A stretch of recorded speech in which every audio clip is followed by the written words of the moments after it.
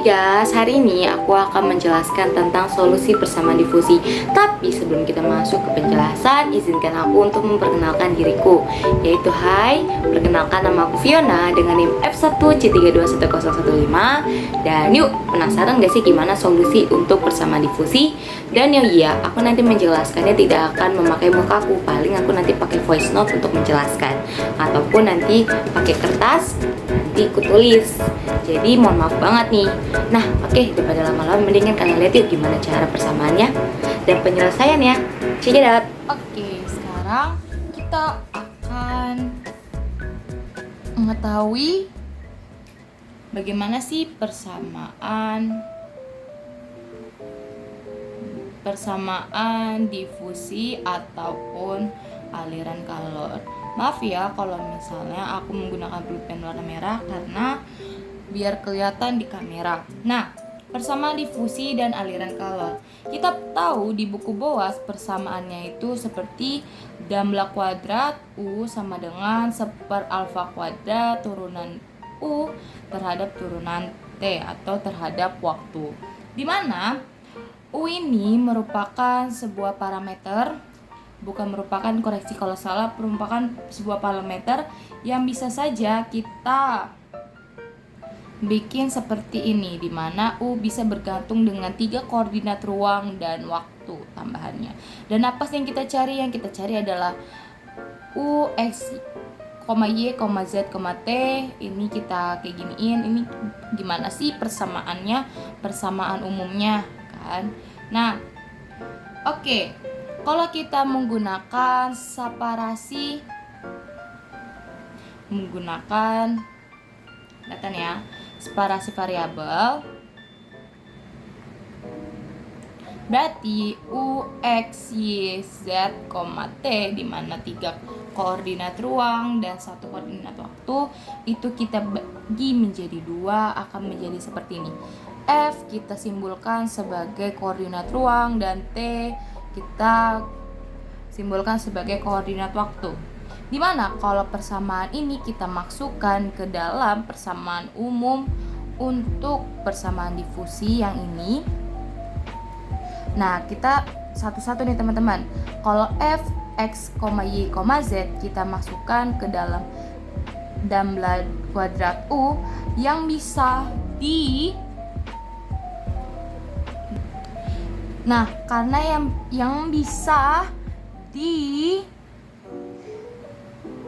bisa masuk ke dalam ini hanya fungsi f, x, y, z. Dan t ini gimana kak? T nya berarti bisa kita keluarkan. Berarti bisa kita bikin kayak gini, 1/λ kuadrat. Nah, untuk yang ini yang bisa diturunkan terhadap waktu kan cuma t kan. Maka dari itu F-nya kita keluarkan seperti ini dikali. Nah, karena ini cuma satu variabel doang, ini berubah yang tadinya penurunan atau diferensial parsial menjadi diferensial biasa. Menjadi gimana persamaannya Kak? Jadi kayak gini. Oke, sudah kelihatan ya. Oke. Nah, ini berubah ya. Ini tadinya parsial do U per do T, sekarang diganti menjadi dt per dt. Nah, udah seperti ini. Berarti ini kalau misalnya kita bagi kedua sisi kanan dan kiri dengan ft. Kenapa kak? Karena agar bisa kita sama dengankan dengan konstanta. Nah, kalau kita bagi dengan kedua sisi ini ft, berarti di sisi sini sisa 1/f delta kuadrat F, bukan delta, damla kuadrat F sama dengan 1/λ kuadrat kali 1/t. F-nya coret, habis sisa dt per dt, dt besar per dt kecil. Oke. Nah, kayak gini persamaan ini sama aja kita misalkan sebagai konstanta k kuadrat. Oke. Ini konstanta. Ini konstantanya bisa bebas karena ini kan sama aja kita bisa bikin konstanta di sini. Nah, setelah itu ini kan jadi ada 2 persamaan kan. Nah, ini kita anggap persamaan 1, ini anggap persamaan 2. Oke, berarti kita satu-satu dulu. seper alfa kuadrat seper T dt per dt sama dengan min K kuadrat. Oke. Nah, kalau kita lagi separasi variabel lagi,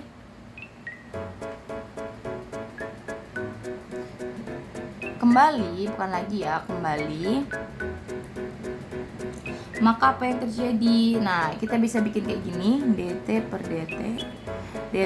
per dt sama dengan min K kuadrat alfa kuadrat dan T. Oke, T-nya ini T kecil ya, kawan-kawan, T kecil. Nah, ini T kecil. Oke, sama di T kecil atau T besar. Nah, oke. Nah, lalu kita turunkan. Mohon maaf teman-teman, ada sebuah kesalahan. Ini ternyata T besar ya, bukan T kecil. Soalnya agak bingung juga soal variabelnya, hampir mirip T besar dan T kecil. Ini T besar semua yang tadi ku ganti, yang ini T besar, ini T besar, T besar. Kenapa di sini T kecil? Kan kita separasi variabel kan. Nah, T-nya dipindah ke sini. Lalu ini jadi T besar dt per T, kita tulis lagi sama dengan min K kuadrat alfa kuadrat T. Nah, pindahkan T-nya, pindah posisi pokoknya.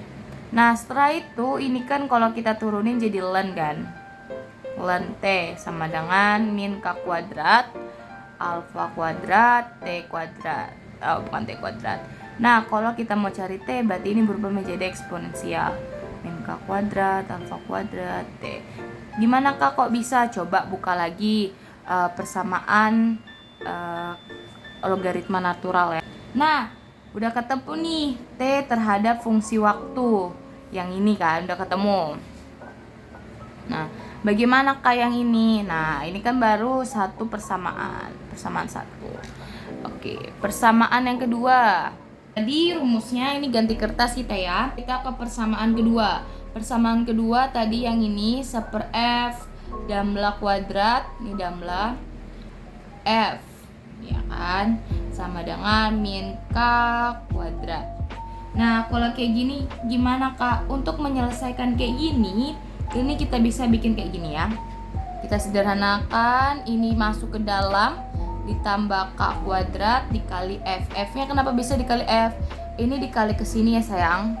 Nah, dikali ke sini nanti maka dari itu nih K kuadrat F pindahkan jadi positif sama dengan 0. Kita pindahkan semua ruas ke kiri.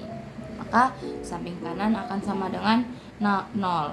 Nah, ini kan kalau damla itu biasanya identik dengan lebih dari satu dimensi. Berarti bisa 2 ataupun 3, ya kan? Nah, kita agar memudahkan kita untuk menyelesaikan persamaan ini, kita gunakanlah satu dimensi dulu. Kalau teman-teman sudah jago, teman-teman langsung bisa menyelesaikannya dalam 3 dimensi. Kita ngerjakan satu dimensi terlebih dulu. Berarti kalau misalnya satu dimensi, berarti kan cuma satu doang kan. Berarti D kuadrat F per dx kuadrat ditambah B kuadrat, bukan B ya, K kuadrat F sama dengan 0. Nah, karena satu dimensi maka pakai parsial biasa, bukan parsial, penurunan diferensial biasa. Nah, maka dari itu fx-nya kita bisa bagi menjadi hasilnya akan kemungkinan ada 2, bukan bagi ya, kemungkinan hasilnya ada 2, yaitu sin kx dan cos kx. Nah, kita udah ketemu kan hasil dari fx, dan tadi hasil dari t itu sama dengan eksponensial min alfa kuadrat, bukan min kayaknya, K kuadrat, alfa kuadrat, dan T ya kan, untuk variabel T. Ini untuk variabel fx sudah ketemu nih, fx sama T kecil sama ini kan, tadi kan kita misalkan D kuadrat U sebagai fx dan T kan.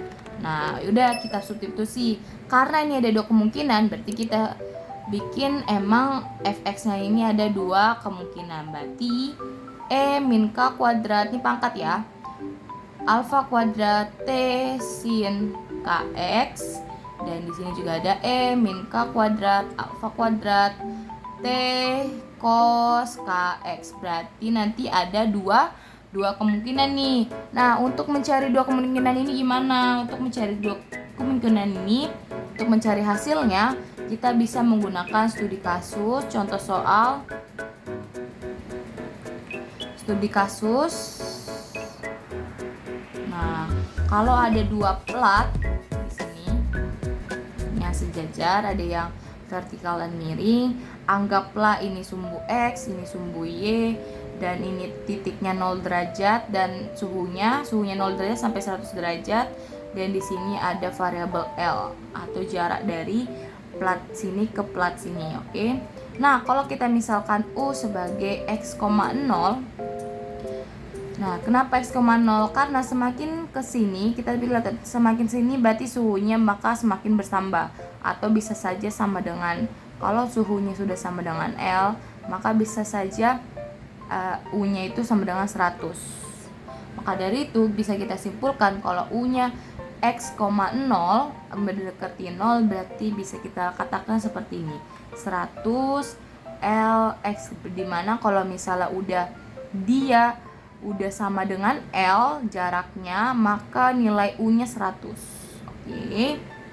Nah, oke, kita udah dapat berarti X, 0 sama dengan 100 L X kan. Nah, bagaimana carinya? Nah, kita tinjau satu-satu. Pada saat menggunakan ini ya, menggunakan yang namanya diagram, ada namanya plat, dua plat yang dihubungkan, yang sejajar saling ini, dimana salah satunya mempunyai suhu dari 0 sampai 100 derajat.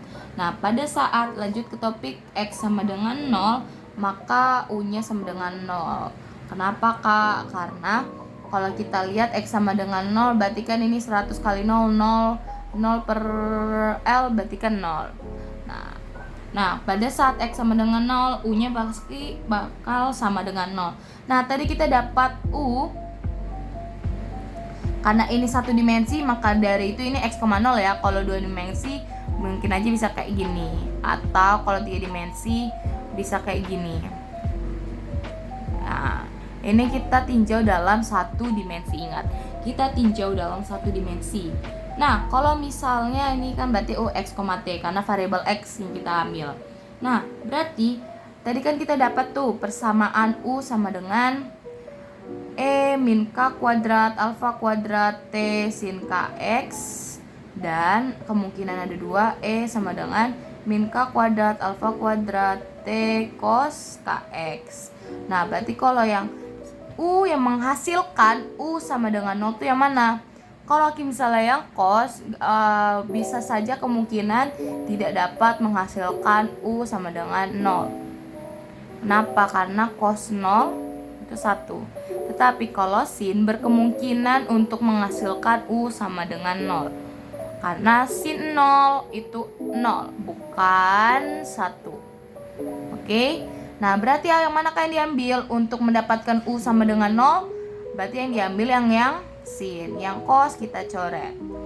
Oke, berarti kita dapat U X, T persamaannya menjadi E min K kuadrat alfa kuadrat T sin KX. Tadi kan kita dapat U X, T, kelihatan ya, eksponensial min K kuadrat alfa kuadrat T sin KX. Nah, ini selesainya gimana Kak? Apakah ini udah selesai? Jawabannya belum. Oh iya, nilai K NP per D, atau karena tadi kita pakai L berarti NP per L. Nah, udah kan, udah kayak gini. Berarti gimana cara selesainya? Selesainya bisa pakai yang namanya sigma, dari N sama dengan 1 sampai tak hingga. Itu kita bikin untuk sin itu BN pakai variabel BN E minus K kuadrat alfa kuadrat T sin KX. Ingat kembali, buka bukunya untuk deret Fourier untuk sin. Kalau sin biasanya BN, kalau cos biasanya pakai AN. Nah, lanjut, Nah, kita pakai rumus yang gini. Berarti kalau kayak gini, untuk mencari nilai BN, ini udah selesai belum ya? Belum selesai. Kita harus mencari nilai BN-nya dulu. Bisa menggunakan integral. Kalau teman-teman belajar fungsi khusus, itu dijelasin kayak gini, ada contoh soal tentang mencari integral yang menggunakan sin. Ini langsung saja aku ambil karena kita tidak membahas itu. Nah, hasilnya BN sama dengan 2/L integral 0 sampai L, karena kita pakai variabel L, karena ini tak hingga juga. Ini 100 X per L, sin kita ganti K-nya menjadi NP per L, sin NP per L X dx. Nah, setelah itu ini hasilnya untuk integral persamaan integral parsial. Jadi tidak menjelaskan tentang itu, kita langsung ambil aja hasil akhirnya. Berarti BN sama dengan 200 pi minus 1 pangkat n minus 1 minus 1 pangkat n minus 1 per n. Nah, dapat BN nya kita bisa masukin ke sini, ke rumus yang ini. Kita masukin ke X, T.